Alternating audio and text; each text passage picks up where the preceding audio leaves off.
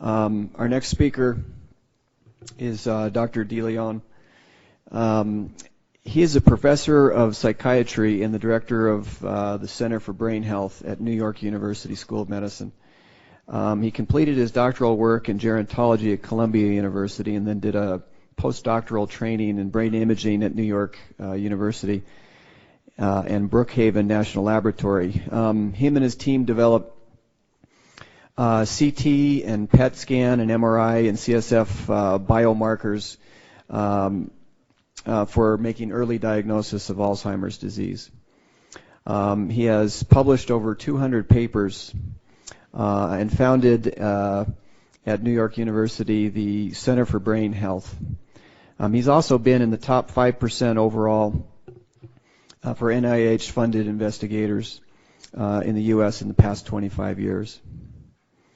So we'll now hear from Dr. DeLeon, who will be talking about earlier diagnostic and biological markers for Alzheimer's disease. Thank you very much. Good morning to all.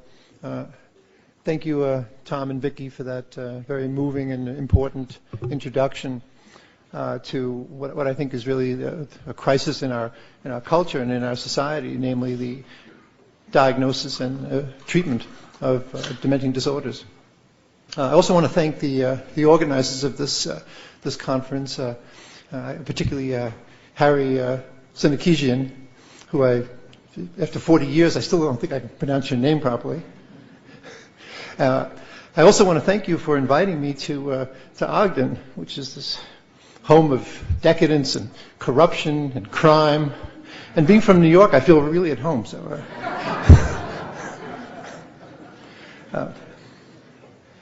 My mission today is to cover several themes, predominantly circling around Alzheimer's disease.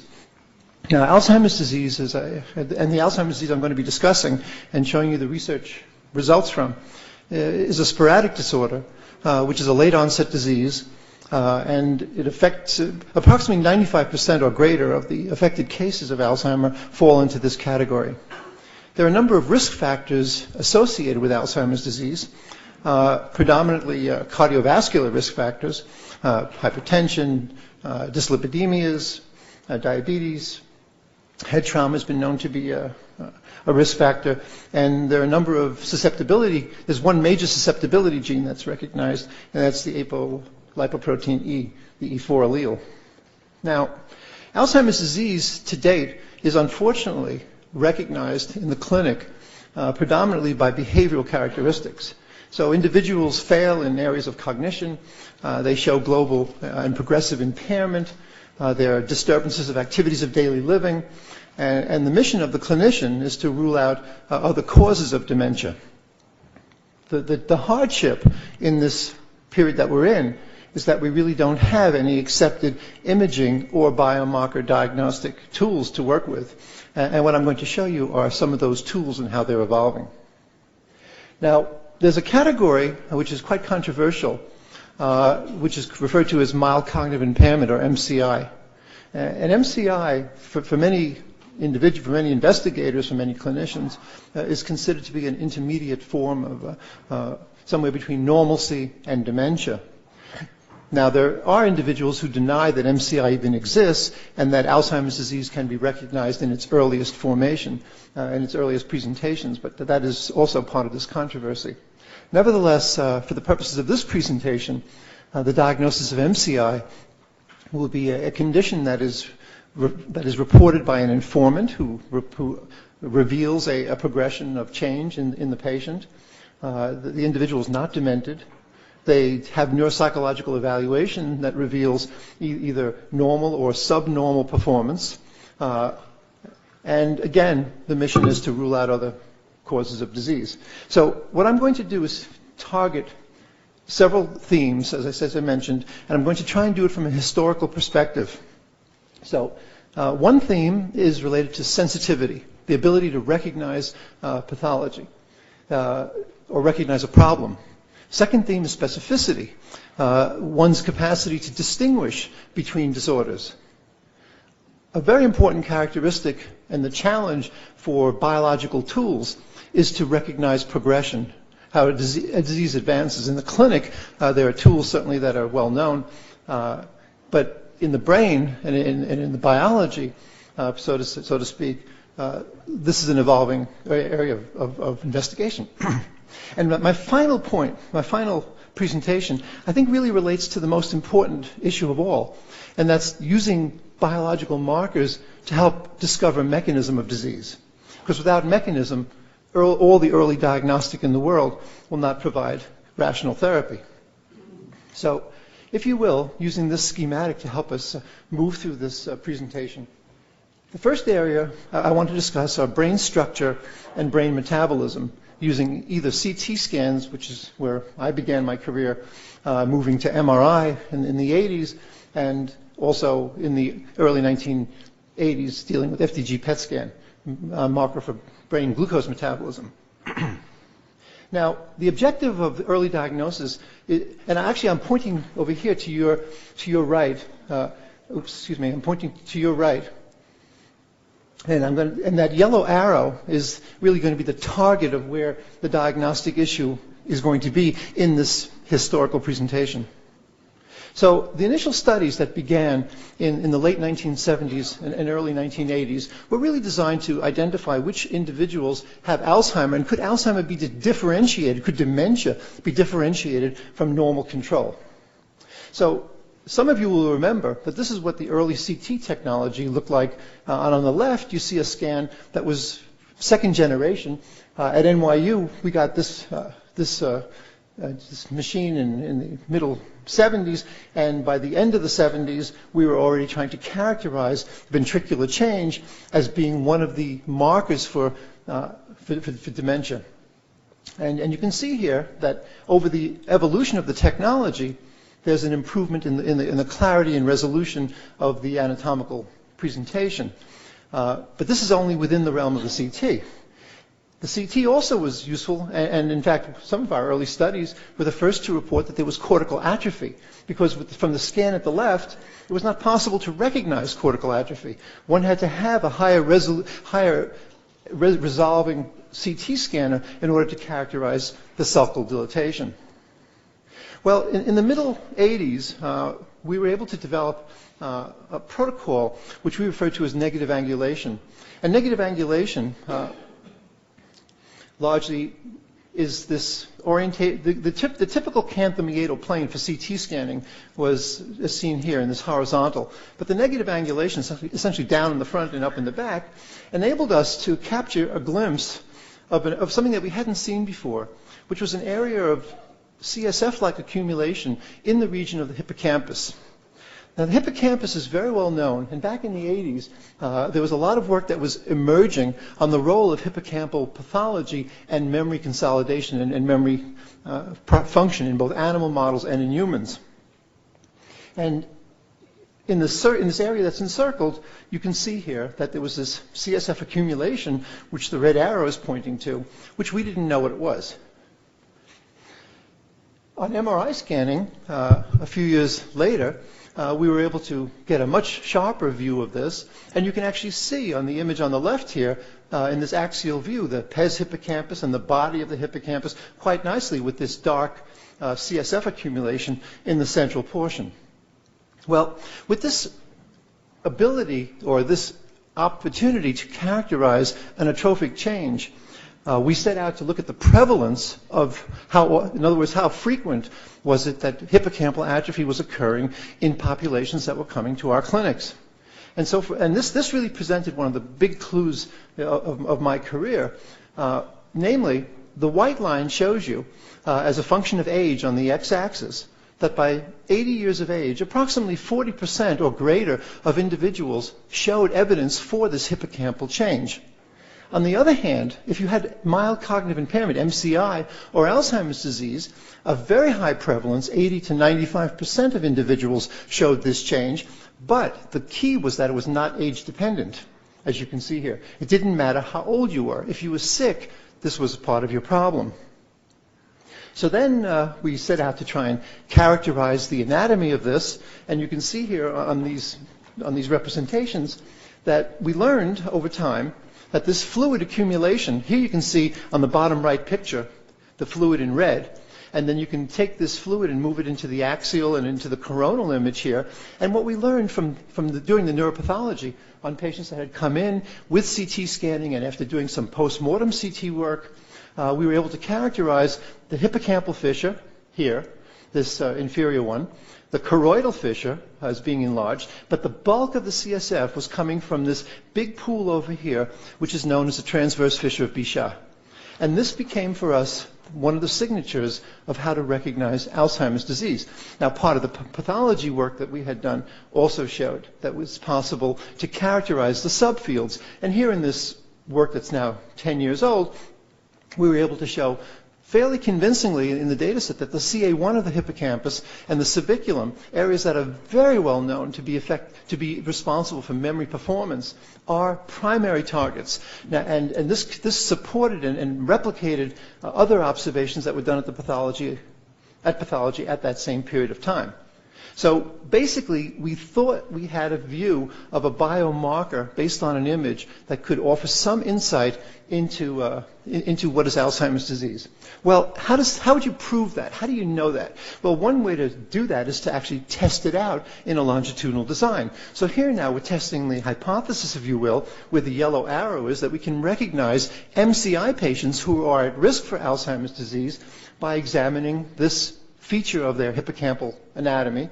And in a study that we did in the late 80s, you can see here that with very high accuracy, we were able to identify which MCI patients were in fact likely to progress to Alzheimer's disease over a period of 3 years. This was the first prediction study, which then led to hundreds, literally, of prediction studies. And this has become a very robust observation. Hippocampal pathology in MCI patients is a very powerful predictor of future dementia. Well, the real challenge of our time, which I mentioned earlier, is moving this arrow to the preclinical. We want to know which individuals that are within the range of normal cognition are in fact likely to develop the sequence of events that leads to MCI and to Alzheimer's disease. I'm going to show you two studies from the MRI perspective. This one here was done by my colleague Henry Rusinik, which was the first CT study to show that there's actually a progression effect that can be seen. Namely, what he did was he developed a technology that was derived from the boundary shift algorithm that was first developed by Freeborough and Fox in London. And what Henry had done was to develop a regional approach, a regional strategy for capturing data, whereas the original parent program was involved at the whole brain level. And for a number of technical reasons, it wasn't possible to use that original formulation in a regional pattern, in a regional manner. What you see here, basically, is that over time, from 1995 through 1997, in the first two panels, a normal individual, and the computer is identifying in red in the third panel those voxels that have changed. In other words, those voxels, pixels in the brain, in the image, in the MRI image, that have transitioned from brain tissue to having a composition of water. And that is the definition of atrophy, at least from an MRI perspective. And that definition afforded also a very high level of accuracy of detection of which normal people would, in fact, develop impairment. What was unique about this study is that the period of time where the observation was made, the interval, was during the time that the individuals were, in fact, within the range of normal. So it wasn't predicting, as in the first study, the transition. It was predicting change that then was verified 6 years later. So individuals that are normal are undergoing rates of change while they're normal that will then, up to half a decade later, be revealed by their change in behavior. The second approach, much more modern, much more elegant, if you will, comes from the work of Paul Thompson at UCLA. And to be very brief, what they have done is develop strategies for looking at the shape and morphology of the tissue on MRI, and through a very sophisticated mathematical modeling of the tissue. And bottom line, if you will, in a series of studies that we did with Paul Thompson and Liana Apostolova on our data. Here you see individuals who are in transition, normal individuals who are in transition at the bottom here, as opposed to normal individuals who remain normal. Those in transition have more red spots, and those red spots correspond anatomically to the area at the very top, to the subiculum and CA1 of the hippocampal formation, showing that even among normal individuals, it's possible at a subfield level to estimate the zones of hippocampus that are particularly vulnerable. So let me shift gears a bit and go into the PET scan. PET scan is a tool that began essentially in the late 70s. It's a tool that involved a number of, actually 5 research centers in the United States, including one that the next speaker, Norm Foster, was involved with. Our studies, which were done in collaboration with Brookhaven University on Long Island and NYU, generated a number of data sets, and I'll show you very quickly, again, using this more historical approach. This is where we began. This was the first study, to my knowledge, that was using FDG PET to study Alzheimer's disease back in 1980. And you can see here that this is like a Rorschach print. I mean, this is what a PET scan looked like in 1980. It was very crude, very lousy resolution, 2 centimeter capacity. You basically, it was a big blob. But even still, there were some fabulous advances that were made very soon after those first reports. And in studies that were done by Foucault and Bob Friedland and Satoshi Minashima, who worked for many years with Norm, you can see here that the evolution of the concept that there's a regional pathology that can be recognized in Alzheimer's disease as a diagnostic tool, this temporoparietal defect in metabolism, became for years the gold standard of nuclear medicine in the diagnosis of Alzheimer's disease. To this day, it represents the key feature that the nuclear medicine doc is looking for in recognizing the potential that the patient studied has Alzheimer's disease. Well, PET scanning, like CT scanning, like MRI scanning, has undergone tremendous technological evolution. And you can see here that between 80 and 2000, over those 20 years, the resolution has gone from nearly 2 centimeters to 4 millimeters, and it's now hovering around 3 millimeters, and having built-in built-in computer tomography capability on the same devices, which then aid in co-registration and aid in attenuation correction and make the process much more user-friendly and automated. Well, using the model again of trying to recognize which MCI patients are at risk, this temporoparietal defect resulted in numerous studies, and here you see a list of them, finding that there's evidence for a parietal temporal defect, as you can see here in red on these side views of the brain. For those individuals that decline to Alzheimer's disease from MCI, there are recognizable changes, quite consistent, highly reproducible. The literature is very clean on that recognition. But the challenge again for PET, as is the challenge for MRI, is to recognize which individuals that are pre-symptomatic in fact have latent Alzheimer's disease. In a study that we had done in 2001, and quite paradoxically was published on 9/11/2001, the same day my wife and I, we have an apartment in Manhattan overlooking downtown, and I was actually home at 9 a.m. that morning working on a grant application when I heard that one of the buildings was on fire, and we saw the buildings burn and collapse from our apartment. But on this day, this paper came out, and basically the purpose of this paper was to show that the entorhinal cortex, here this little yellow thing, which is part of this trisynaptic pathway that links entorhinal cortex with hippocampus, with dentate gyrus. It's a system it's a well-established memory system. And the entorhinal pathway is the gateway into that system, into the hippocampus. So this is a site of the brain that is known from numerous and very elegant mapping studies done in animal species, as being a prime area for memory function and known to be part of the initial step in the loop, the initial pathway into the loop. And so we looked at the entorhinal cortex. We also looked at the metabolism in the hippocampus, here seen in red, and going back to the traditions of the MRI, looking at the temporal horn, the lateral ventricle. What you can see here, this is one individual studied over 10 years. Same person on MRI, same person on the PET. And you can see here that the entorhinal cortex is getting smaller, the hippocampus is getting smaller, but the ventricle is getting bigger. And of course, the patient is going from normal to MCI to AD over the course of this. We actually have a couple more studies of this individual, but these three seem to make the point quite well. And you can see here on the FDG PET scan that there's an erosion of the metabolism of the temporal lobe. But you can also look at the PET scan and say, there's a lot more going on than just the medial temporal lobe. The PET scan shows abnormality in numerous other places, but to be consistent with the anatomical description, you can see here that the inferior portions of the temporal lobe, as well as the medial temporal lobe, are very devastated in this disease and recognizable early, as I'll show you in a moment, here being an accuracy of about 85% using this metabolic signature as a way of predicting which normal persons are at risk for MCI. So again, we're dealing like in the 80-90% range of being able to recognize pathology in normal individuals, normal volunteers.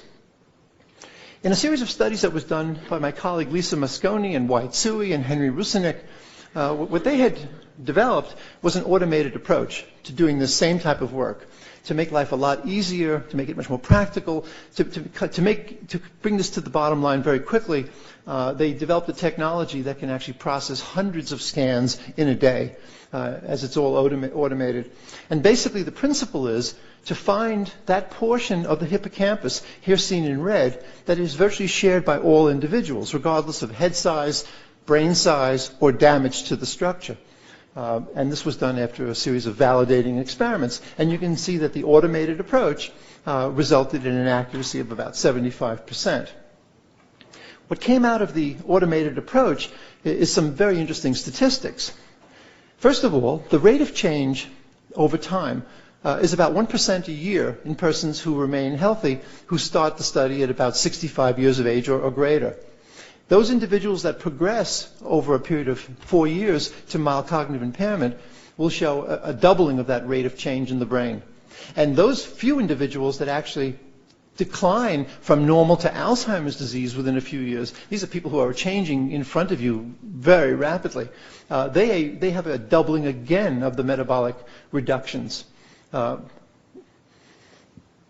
Using a display which is really derived from the work of Minashima and Noam Foster to characterize some of the changes. This is one individual now, I show you as an example, who has a post-mortem validation, and we've published a number of these.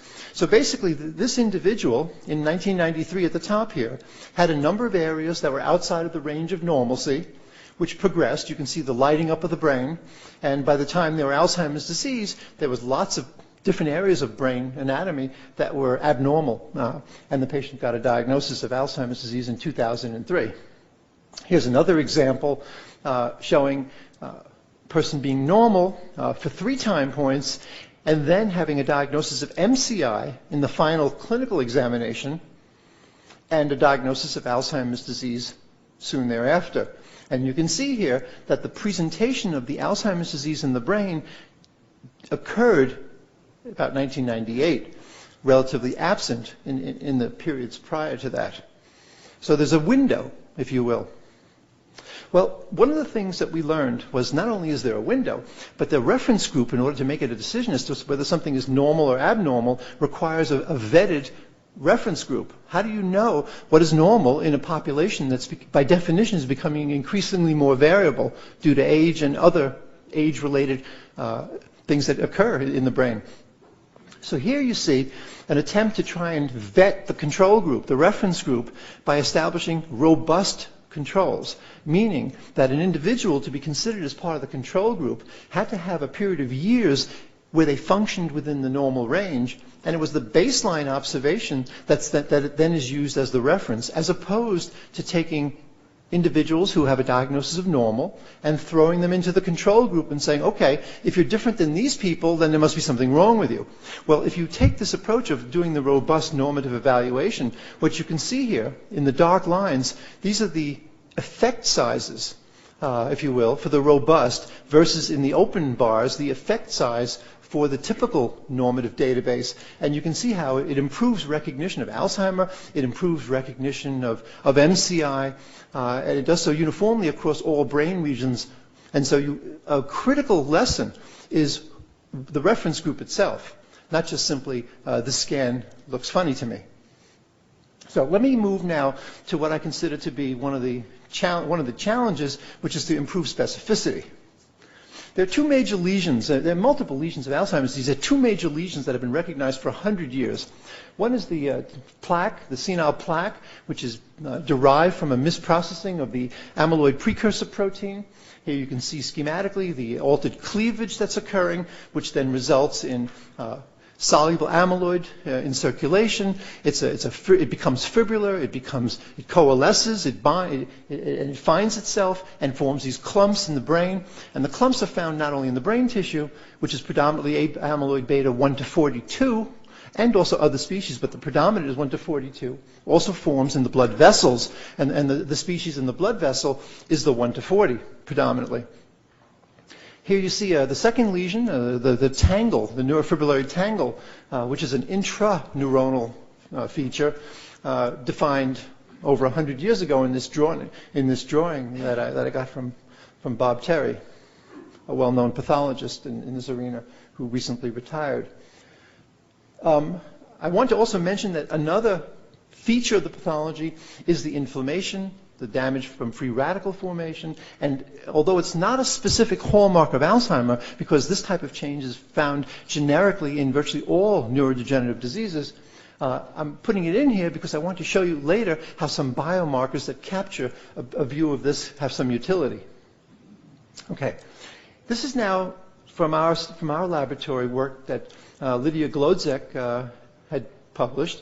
And this is now normal elderly individuals that range between 50 and 90 years of age. And we're looking at CSF biomarkers for Alzheimer's disease, and all the scores are Z-transformed so they all can be put on the same axis. A Z-transform is essentially the score minus the reference group divided by the standard deviation of the reference group. And you can see here, that's quite pointedly, that by age 65 there appears to be this inflection for the tau, and the hyperphosphorylated tau. Now, the hyperphosphorylated tau is a normal protein. It's a structural protein in the brain, but hyperphosphorylated tau is an abnormal state of that protein, and those hyperphosphorylation states carry specificity for Alzheimer's disease. And they're increasing with increasing age. And amyloid beta, as represented here in this ratio between 42 and 40, it's often used as a ratio to try and reduce variability, and here we use it to that advantage, is decreasing. And the reason the 40-40 ratio decreases is because it's presumed to be sequestered, stuck in the brain. And so the production, which is not known to be increased, although clearance may be reduced from the body, nevertheless, the protein gets trapped in the brain, and what's available in the spinal fluid and in the blood is decreased. And that decrease in the amyloid measure has become also an indicator of Alzheimer's disease, and I'll show you in a moment how that works. Now, in a very poignant study that was done by Katharina Berger and Harold Hampel in Munich, this is now looking at p-tau231, one of the tau phosphorylated proteins. They found very good diagnostic specificity against Alzheimer's disease, against frontotemporal dementia, and other neurological disorders. And you'll note here that the Lewy body dementia overlaps tremendously with the Alzheimer's disease. And we now know from the pathology that there's a very great overlap of Lewy body, but many Lewy body patients also have Alzheimer's disease. And it's a difficult diagnosis to make in the clinic. And what are needed really are tools to really improve the biological understanding of the Lewy body dementia. But nevertheless, the Alzheimer's disease that is part of the Lewy body dementia, I would argue, is recognizable with tools that we have today. Now, an important distinction in this particular schematic, in this graph, is in fact the differentiation between the Alzheimer dementia and the frontotemporal dementias, which was quite striking in this presentation by the Germans. Well, let's go to this schematic here and see if we can pick out the MCI patients. Well, in the series of studies that we did, the tau measures are about 80%, and the amyloid measures are not as good, about 70% accuracy. A very large study that was recently published in Sweden showed a similar observation with tau, and these are now with about 600 people in the study.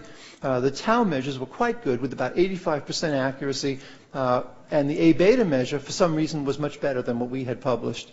And so it looks like all three, if you will, indicators that are readily available are showing diagnostic differentiation and prediction of which MCI patients are going to go on to develop Alzheimer. But as in the case of the PET and as in the case of the MRI, the challenge is in the preclinical. So what do we know about preclinical? Actually, very little. Let me show you a bit of what is known. In the first study of its sort, Ann Fagan and John Morris at WashU showed that if you have elevated tau and your A-beta 40 is low, the two things together, then you were likely to progress on from normal to a state of having impairment. So the ratio, if you will, of tau to A-beta was a useful predictor.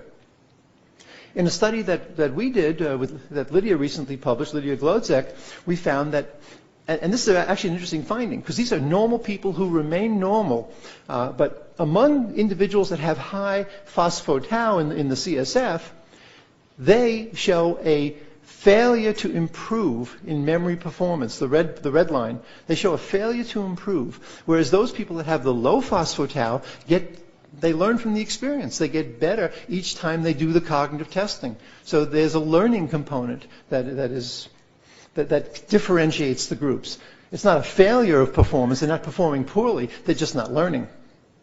Similarly, in the brain, the gray matter of those people that are elevated in the phospho-tau in the red is decreasing. So here in the medial temporal lobe, which contains hippocampus, entorhinal cortex, parahippocampal gyrus, the amount of gray matter is being reduced over time.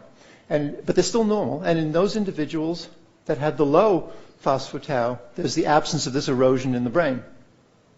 So let me make a very quick point here by telling you that all of the measures that I've shown you up until now, like tau, phospho-tau, A-beta, do not show progression effects.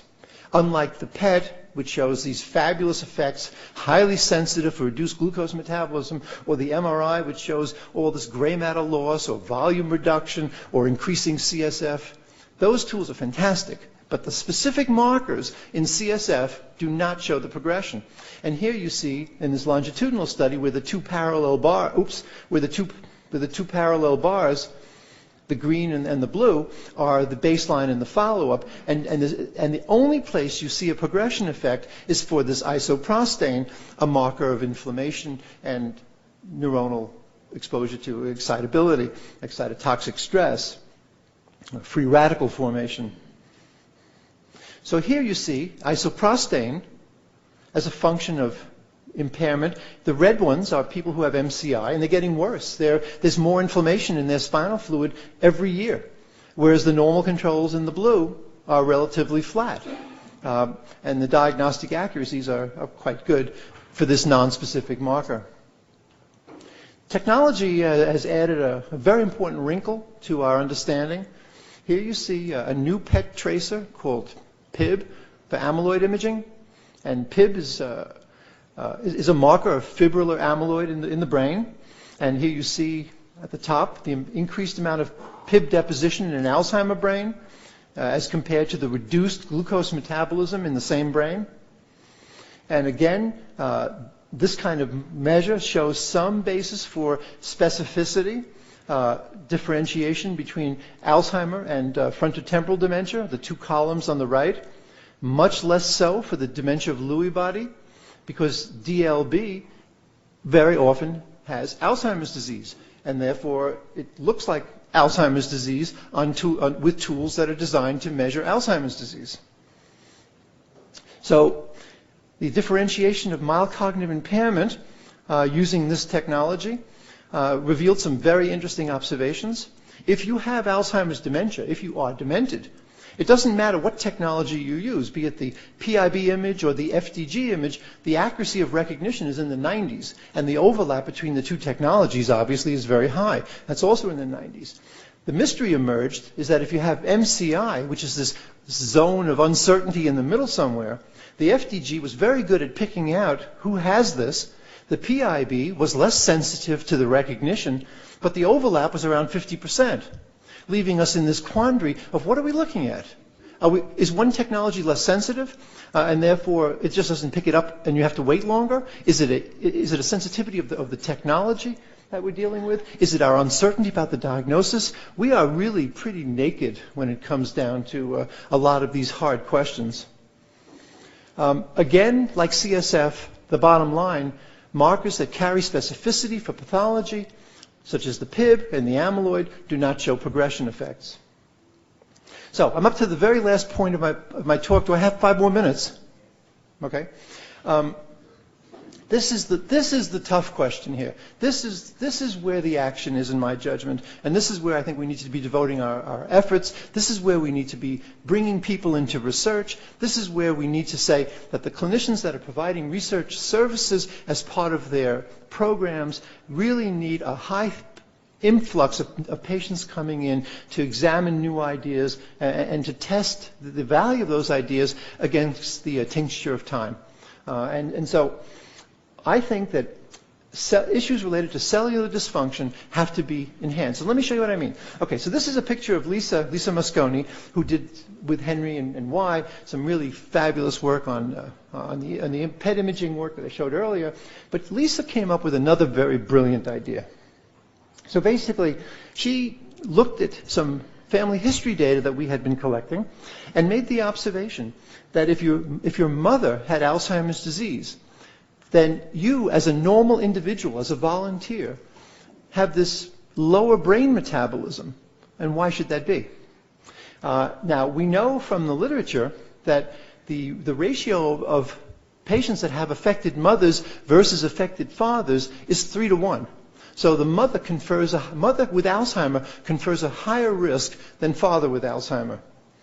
And a high fraction, up to 25%, of all cases of sporadic AD have this kind of familial background. Here you see data from our laboratory where we looked at 700 people and we found that the prevalence of a maternal influence was 27% and a paternal influence at 10%. Again, about 3% from what's known in the literature. 3 times rather, a factor of 3. So this is what Lisa found in her first study. In cross-sectional, the glucose metabolism is reduced when your mom, FHM, had Alzheimer's disease as opposed to your dad, FHP, or no family history on the far left column.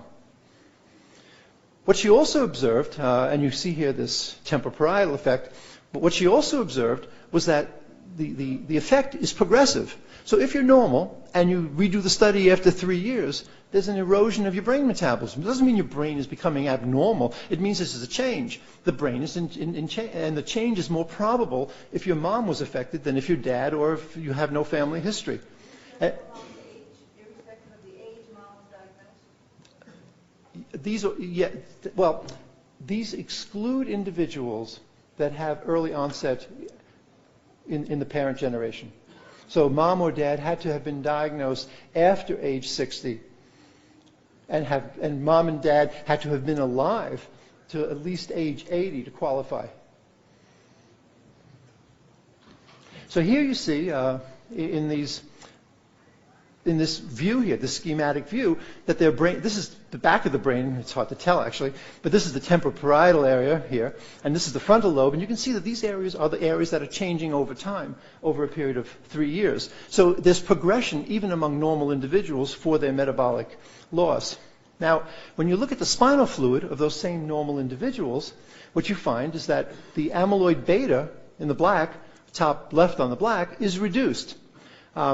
The isoprostane, the inflammation marker, is increased. Interestingly, the tau measures are not significant. So somehow this exposure is pushing your amyloid, which many people believe is the first lesion of Alzheimer's disease, but certainly doesn't prove that. But it's consistent with that, suggesting that these early cases are, in fact, about to perhaps reveal the tauopathy, but of course time will tell. We don't know that. And in a more recent study that just came out a few weeks ago, using the PET technique, the PET also confirms there's more amyloid in the brain of individuals that have the maternal history. And when we look at the spinal fluid, when we look at the PET and the FDG PET and the PIB PET among persons with MCI, the same thing.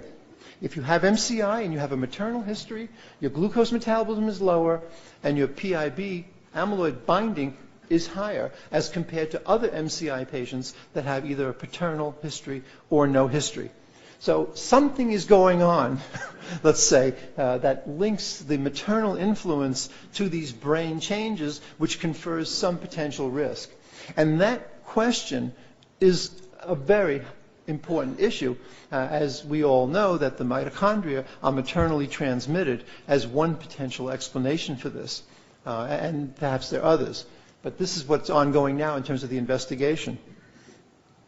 Now, in my final vignette, if you will, of rationales or attempts to reveal the biology a little bit stronger, this is a picture of Lydia Glodzik on the left and Henry Rusinek on the right. I've worked with Henry for 30 years and with Lydia for the last 10.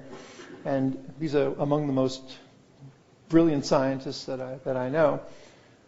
Well, what Henry did was developed an MRI technique that is free of the susceptibility artifact in places like the medial temporal lobe. And what this has enabled us to do is to interrogate the hippocampus and related anatomy for flow-related, blood flow-related features quantitatively. So here you see in this schematic a PET scan, which doesn't have the artifact but has low resolution.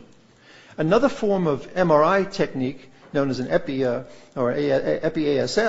which has good resolution but lousy artifacts that blur the image. Look at all the distortions here. And the technology that we're using, the so-called TrueFisp ASL, which has both high resolution and no artifact. And you can see here, this goes right through the region of the hippocampus, where lighter areas are increased flow in gray matter, and darker areas, for example, here are the slower flow in the white matter of the brain. So what we did was we created a rebreathing apparatus to increase the CO2 levels in the blood. And here you see Lydia with a tube that's cut to each person to actually increase the levels by a certain percent, around 6%. And here you see the effect of the elevated CO2 on the perfusion in the brain using the new technique. And you can see here that the CO2 is going up in red and the blood flow is going up in green, as you would expect, a form of validation, if you will. What was striking in these studies, though, was that the plasma, this is the first time I'm using the word plasma, that the plasma A-beta 40.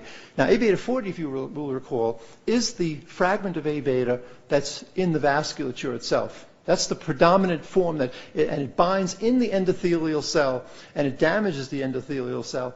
But that whole biology of endothelial pathology of Alzheimer's disease is a very under-recognized and poorly understood concept at this point. It's very consistently observed, but it doesn't really have a translational effect yet in the common language of those of us that are working in this area. But it represents, I think, an important toehold in terms of like what to look for mechanistically. So what you see here is that as the plasma A-beta 40 is highest, in this case in this MCI group, the VRC, the vascular reactivity to the carbon dioxide challenge was the lowest. So there was this potential for an inverse relationship. The higher your 40, and this is before it gets presumably deposited, but the higher your 40, the lower your reactivity. So then we looked at this question a little bit more closely, and we looked at, in normal aging, at the plasma 40, and you can see that the plasma 40 goes up with age. It's not a huge effect, but it is a fairly significant effect. So as you get older, there's more plasma A-beta 40 in your blood, if you're normal. So what happens? Among normal individuals, if your A-beta 40 is higher in your blood, your VRCO2 is lower. And so this represented one of these moments where you say, oh my goodness, maybe there is a functional pathology that can be extracted, and maybe those risk factors that I showed you on the very first slide that link to the cardiovascular have some meaning in this whole story, be it additive, independent but additive, potentially synergistic, or perhaps that we were looking at a very similar reactivity pathology. What's interesting, though, is that the reactivity burden with respect to A beta 40 does not share in common the same anatomy as the cardiovascular related VR deficits. I didn't show you that data. You have to trust me on that one. So I'm finished here, and I want to just offer a couple of conclusions.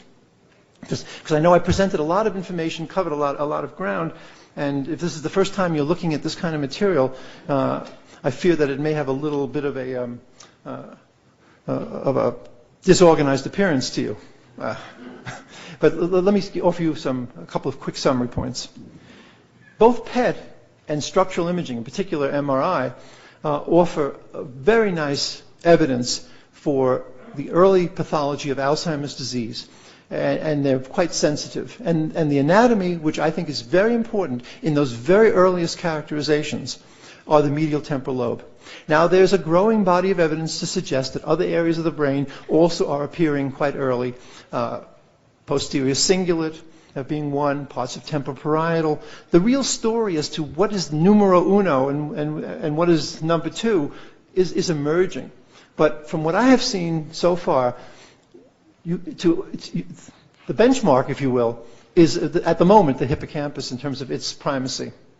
Now, the second point relates to specificity.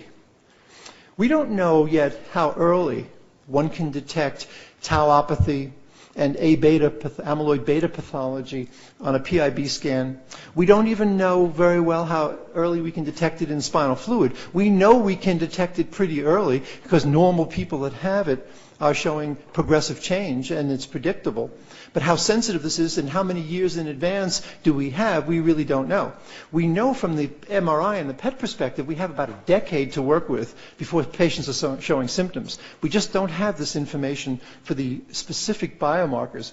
But I would argue that in order to come to a reasonably good diagnostic appraisal of an individual who is within the realm of normalcy, and as we heard from Tom, when he was working and was experiencing pathology or features that only he would recognize and he was trying to conceal, at that point, in my understanding, the brain is highly informative with respect to the pathology.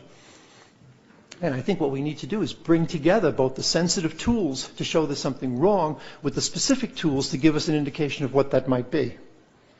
And finally, I want to make the point that imaging and biomarkers are not just simply diagnostic tools that are vaguely validated by the pathology. They are tools to be used in the exploration for disease. And I think it's up to clever people and the next generation of physiologists to reveal what that anatomy is. So I want to thank you and point out that I've got some fabulous collaborators that have been doing all the work. And in blue, I highlight my 3 special relationships with my colleagues at NYU, but there are people in other locations, Institute for Basic Research in Cornell and Temple and Einstein, UCLA, Turku, Finland, and Gothenburg, Sweden, that I also have to thank for their participation in these studies. Thank you.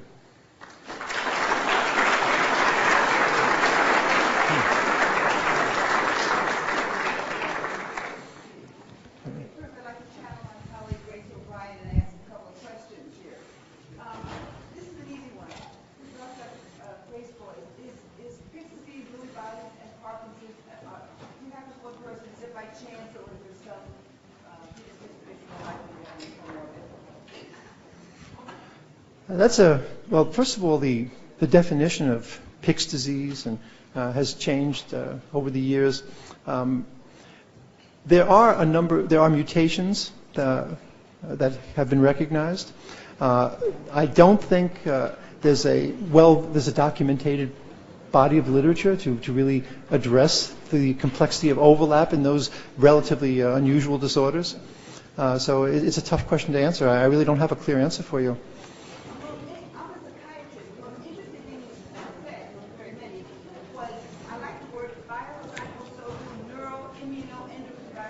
but you can't spell it.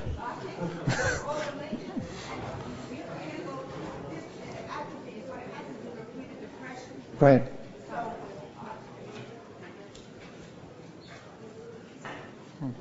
So if we, in depression, we have hippocampal atrophy, sort of repeated episodes. So would that make it more likely that you're going to have Alzheimer's? That's the neuroendocrine immuno connection.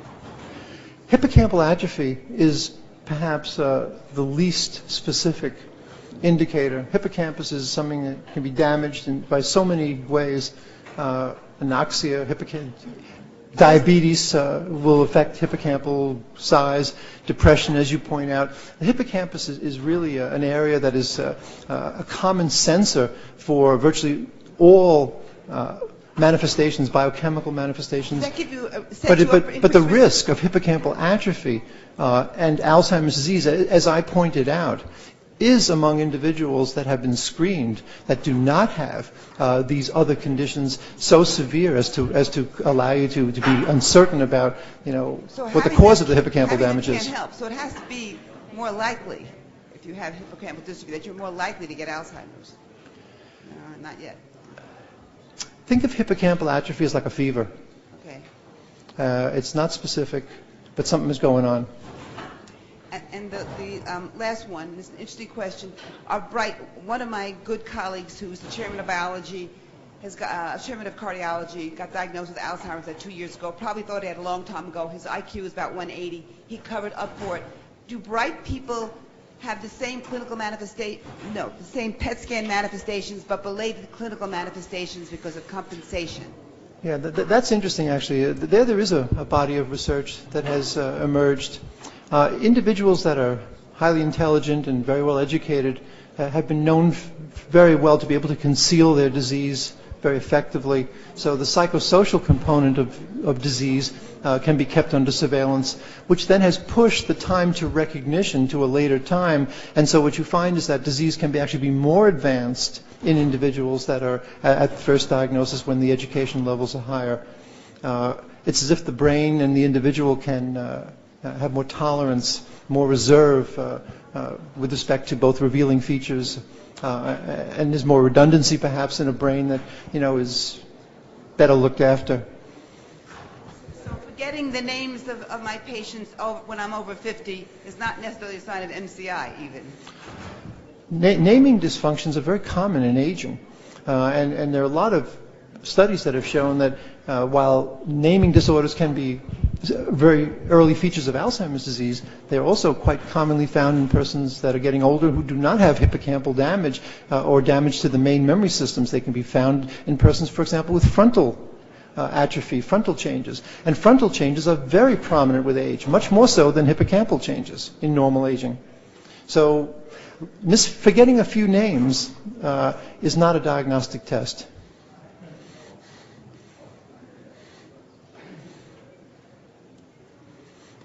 Thank you.